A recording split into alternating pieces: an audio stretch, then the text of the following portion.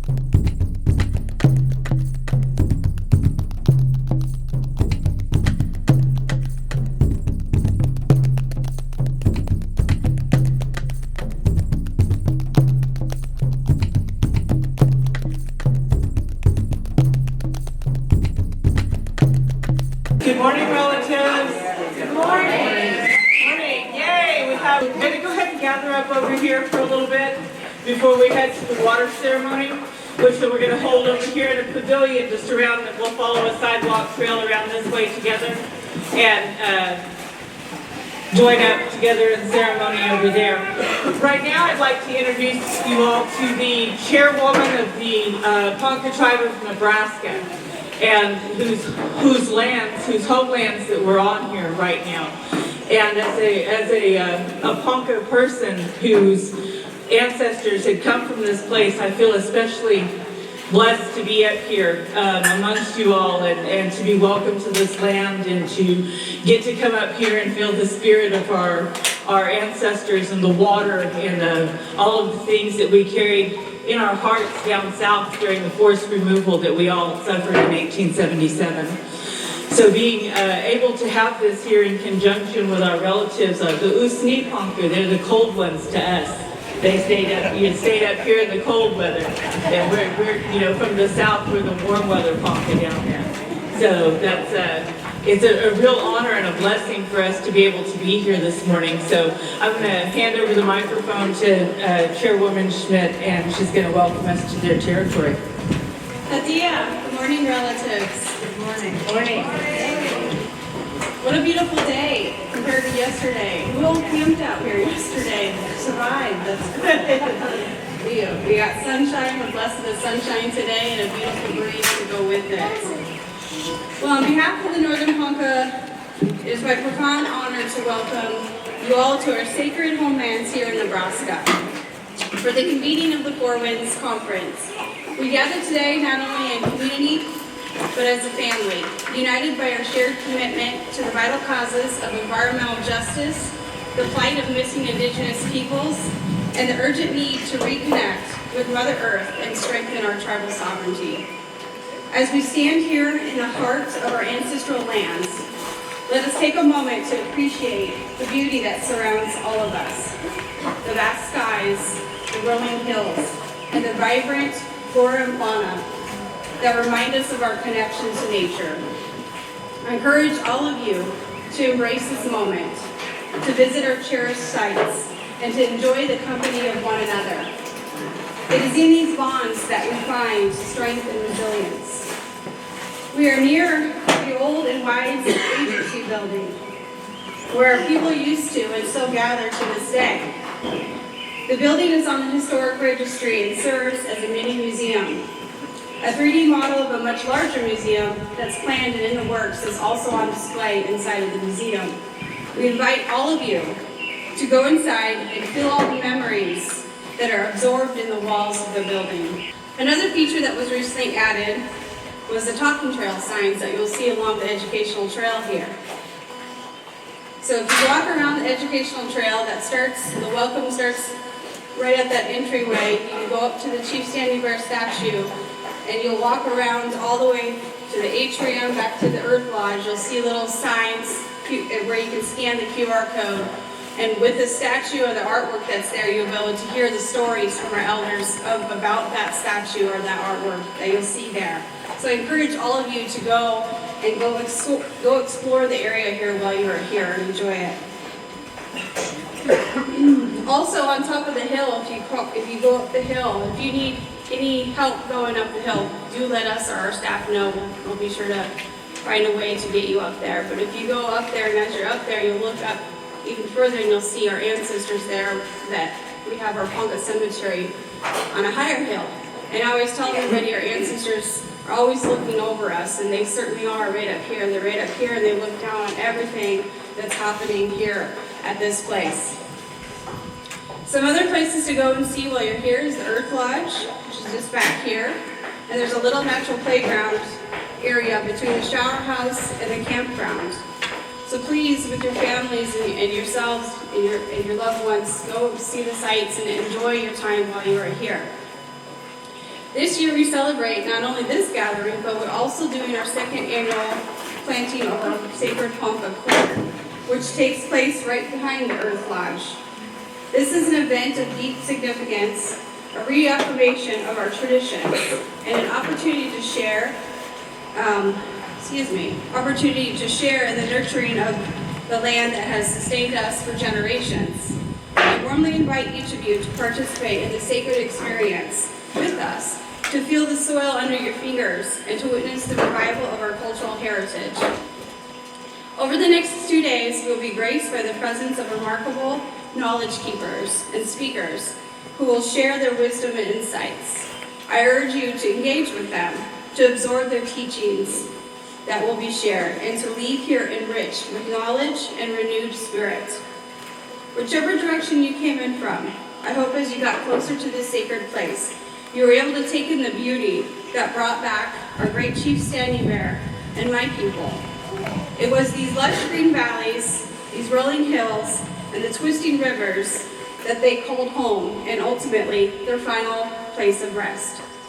Due to the Indian Termination Act, our people are now spread out all across the United States.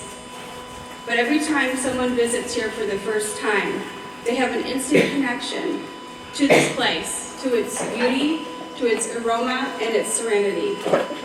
It's easy to see and feel at home here. During your time here, I hope you feel at home and at peace.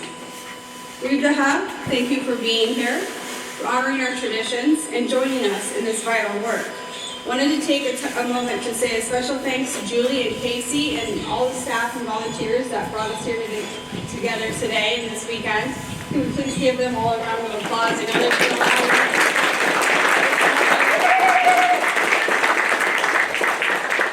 And thank you for allowing us to be a part of it. We sincerely appreciate it.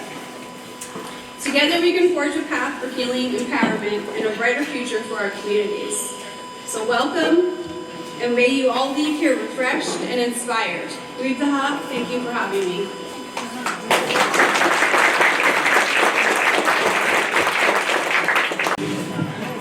Thank you so much, Chairwoman, for welcoming us to the homelands here. I should have introduced myself earlier. My name is Horinek, and I'm the Plains Coordinator for Movement Rights. We're one of the co-sponsors of this convening of the Four Winds. This is the fourth convening of the Four Winds that we've held, and the first one outside of the state of Oklahoma. So, we were called up here for, in lots of ways, for lots of reasons, to be up here with our relatives from the north, and want to try to pass on some of the teachings that we have around rights of nature and our indigenous-led movements that we have on this environmental front. Movement Rights is a nonprofit organization. We are coming from a space of just wanting to come into our spaces as we were invited to be there, not just to come into your spaces, but to be welcomed into spaces to offer assistance. And all of us that are here, everyone who's registered to come to this space, everyone who's gathered here this morning has been on the front lines at the grassroots level of frontline communities probably for your entire life. This is nothing new to us. This is just a new way to gather and to build a coalition of support so we can call on each other and say, I need you. I need you to come up into our space up here. I need you to come down here and help us. Can you please head out west? We're facing this. And we see it all the time. We see it on every news feed that we're looking at. We see it, with our friends and our relatives and we feel it. We know what's going on. How all of this is knocking us out of balance, right?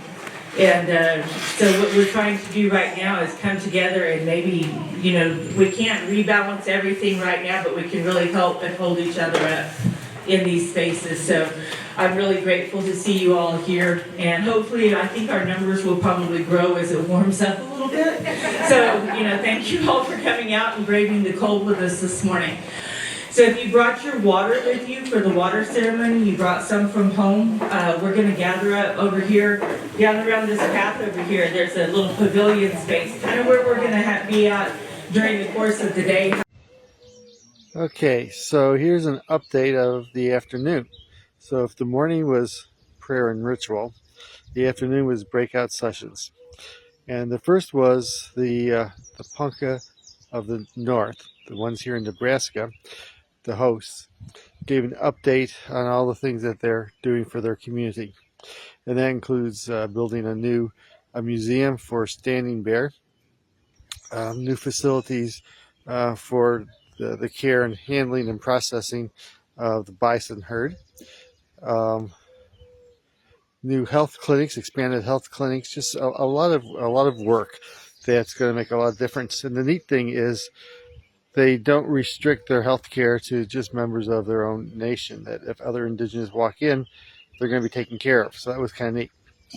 And it was neat to see their sharing, because the Ponca of the South, the ones who were moved to Oklahoma, this is their ancestral home. And the people here are fond of reminding folks that the Poncas need to be on their best behavior here, because up on the hill here's the cemetery, and as they point out, their ancestors are always looking down at them. So it's kind of cool. And then there were sessions on likely alliances in caring for the earth, which is really important in this time. But my favorite group was probably something called the New CIA, and that's Cowboys and Indians Association. And that is a group of, it was a rancher farmer who found out that a pipeline was going through his land. He knew he didn't want it, that it was going to destroy water. And then it was going through the Ponca land, and they united to fight it and to gather people together. And they all found common ground. And what's more is, his land he knew had been Ponca land, and people had been removed through the Trail of Tears, and so he got involved using his land to help grow sacred corn. Some of this corn had been dormant for 137 years, so that was very neat. And this afternoon we wanted to start by inviting a panel of program directors from the Ponca Tribe of Nebraska that are going to come and just share a little bit about what they're doing here at the tribe. So we had invited the director of their buffalo program, their language revitalization, tribal museum, just to kind of give us a little bit of a history on the workings that they're doing here, how they're revitalizing and bringing things back to balance. So I oversee all of our member services, everything from our buffalo program to our language program, human services, domestic violence, tribal communications. There's 15 programs in total. So it's something different every day, but it is the most rewarding position I've ever held in my life, because I know I'm giving back to my people every day. And so when our members call us, they're calling us when they have, they're at their lowest point and they need us the most. And so being able to get to them at that point and let them know that we're here to support them and that we care about them and that they're going to get through this because they have us to support them is really important to me. We have a lot of really amazing projects going on right now. I'll let Larry talk to you about our buffalo herd, but we were awarded a $4 million grant last year to build a buffalo processing facility here in Niobrara. And so we'll be able to process our buffalo here on our land. It'll be all humane handling of our buffalo. We won't have to ship them out. We won't have to put them through stress. And we'll be able to provide that protein to our people and connect them back to traditional proteins that are really important for the health of their body. And with that project, we're also going to get Larry a corral system. And so Larry, since my first day here, has been telling me he needs a corral system to help maintain the health of our herd. And we're going to get that for him hopefully by the end of this year. That's our goal. So that's a project we're really excited about. We're also working on a Chief Standing Bear Museum and Culture Center, and I'll let Alexia really tell you about that project. Last year we completed our new arena up here in our kitchen. I don't know if any of you have made it into the agency building, but we serve about 1,200 people on Saturday at powwow, and we were doing it out of a very, very tiny kitchen and then walking individual plates outside to serve our people and feed them at powwow. So now we have that great kitchen up there with the serving window and all brand new equipment in there, and our cooks have never been happier at powwow to have that. And so that was an amazing project we completed last year. This year we're also expanding our camping and our RV out here. But we really want to create opportunities for our members to come back and experience our homelands. We're very spread out. You know, we have people in Niobrara, we have people in Omaha, we have people in California, Oregon. And so when they come back here for powwow, a lot of times it's their first time ever being in Niobrara. And when I was a child and my grandma used to bring me up here, we would turn onto the highway and she would tell me, "Do you feel that? You're at home." And I wasn't born here. I was born in Omaha. Niobrara has never actually been my home. It was my grandmother's home, but I really felt that driving down that highway. It just felt like instant relaxation, and all the stress and all the worry went away. And so I always tell my daughters that when we're coming up here. I always remind them what Grandma said to us. And being able to create that space for everybody else who comes up here and make them feel like this is theirs and they're welcome here is really important for me. So, thank you guys. Thank you.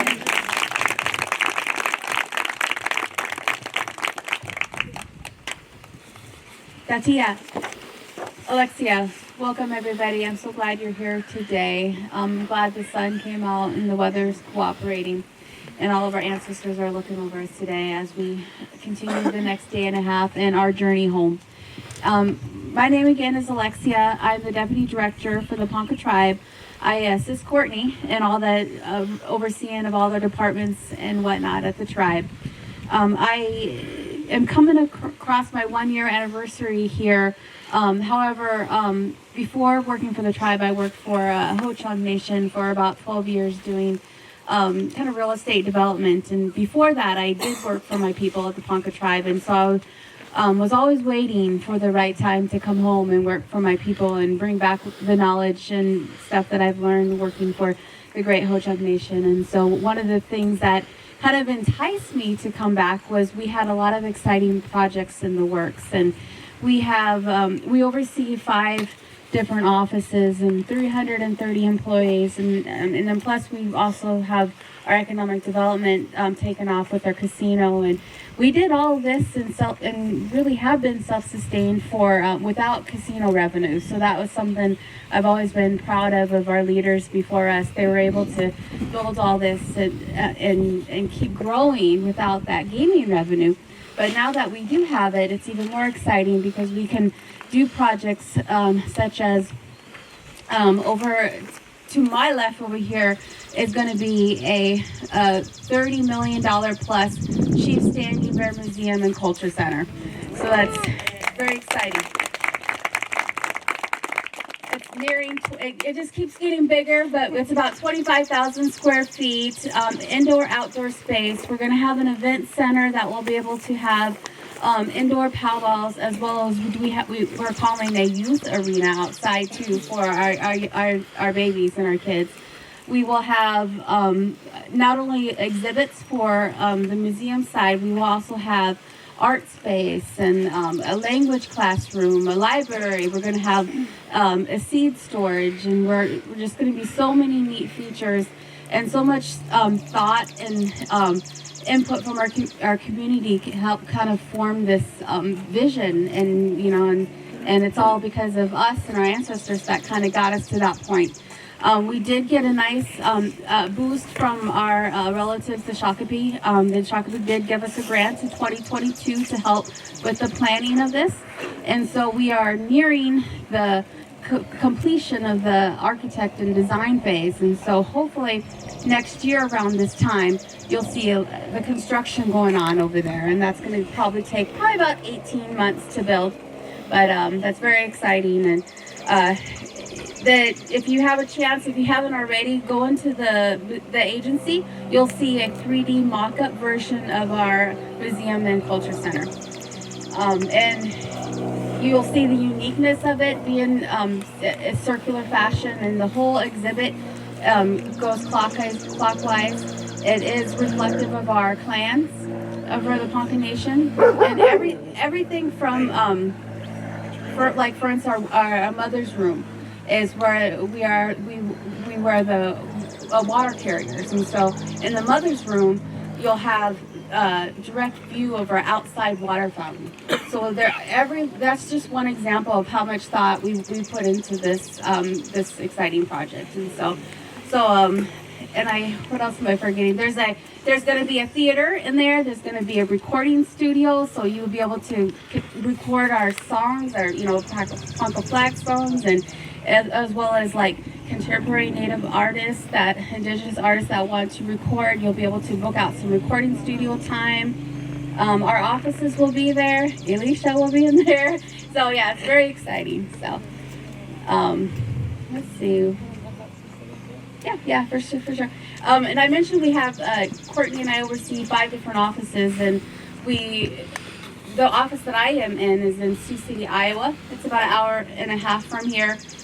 Right now, we're just in a very small strip mall.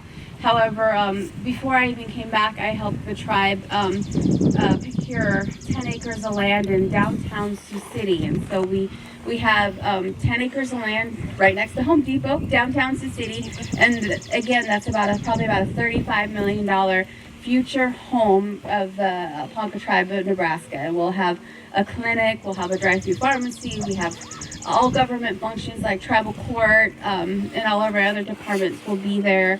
It's going to have a gym, a basketball court for our red ballers. So, very exciting projects. And we also, something that's already in the works is in Omaha, Nebraska. We have $62 million health clinic in Omaha, Nebraska is in the demolition works. We had a demo a building, and we're in the process of constructing a $62 million health clinic in Omaha, Nebraska. So we have a lot going on. So yeah, that's a joint venture project, and that's been in the works for 10 years. And so it's so nice to finally see that construction happening in Omaha. It's a little probably unique with the Ponca Tribe is we really serve all nations. We are very fortunate to have good grant writers and good fiscal responsibility. So we have a lot of grants that serve all natives, and so we don't really turn anybody down. So. My name is Wajengapa. This is Birdhead in Ponca. I'm Larry Wright Sr. I am the tribal herd manager. And as of today, we have 332 head. And we have 45 calves, with maybe another 20 coming. So it's getting pretty big. We have 900 acres in the back here that they're on right now. And we do have another smaller pasture over on the other side, which houses our meat animals for the tribe and for diabetes.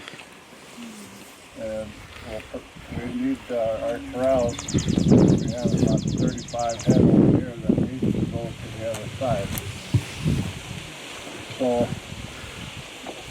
with the plans that are coming up, we have the corral system plus